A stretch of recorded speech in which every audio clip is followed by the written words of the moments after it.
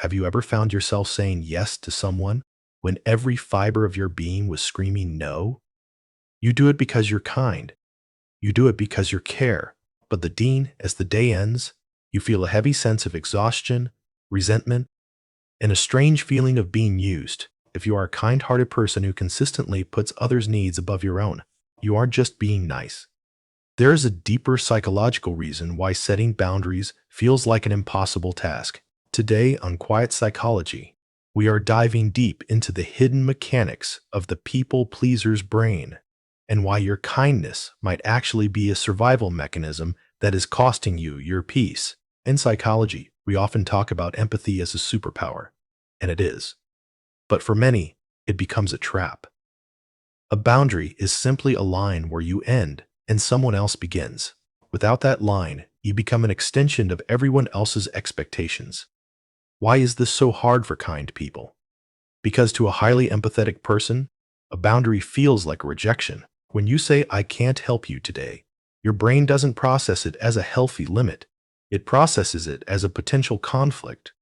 For many of us, conflict equals danger. This brings us to our first major psychological hurdle, the fear of rejection and abandonment. The most common reason kind people struggle with boundaries often traces back to childhood. If you grew up in an environment where love was conditional, meaning you were praised only when you were helpful, quiet, or compliant, you learned a dangerous lesson. To be loved, I must be useful. As an adult, this translates into a fawn response. Just like fight or flight, the fawn response is a trauma reaction where you try to appease the threat by being overly helpful.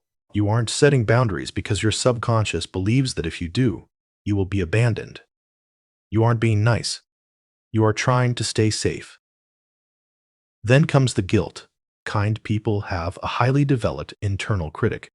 The moment you think about saying no, that voice kicks in, asking, "Aren't you a good person? Good people help others. Don't be selfish." This is a cognitive distortion. We often confuse self-care with selfishness. Psychology tells us that without boundaries, empathy eventually leads to compassion fatigue. You eventually run out of gas. If you don't have a boundary, you aren't actually helping people out of love. You are helping them out of a sense of obligation. And the people on the receiving end can feel that resentment. It poisons the relationship from both sides. For many of you watching, your identity is built on being the reliable one or the fixer. If you start setting boundaries, who are you? This identity crisis is a major psychological barrier. You fear that if you stop solving everyone's problems, you will lose your value in the world. But here is the hard truth. If people only value you for what you can do for them, rather than who you are, then you don't have a relationship. You have a transaction. Setting boundaries is the only way to filter out the people who are using you from the people who truly love you. So, how do we fix this? It starts with the pause. First, use the 24-hour rule. Next time someone asks for a favor, don't say yes immediately. Say, "Let me check my schedule and get back to you." This breaks the automatic response. Second, accept the discomfort.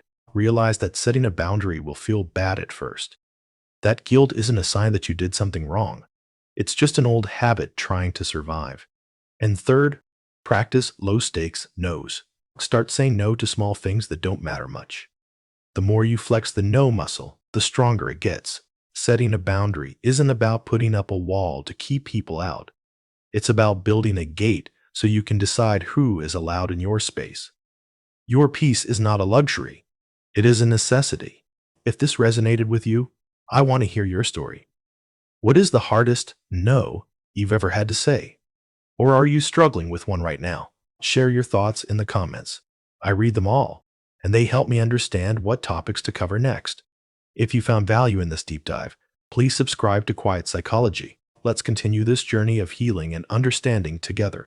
Until next time, take care of your mind.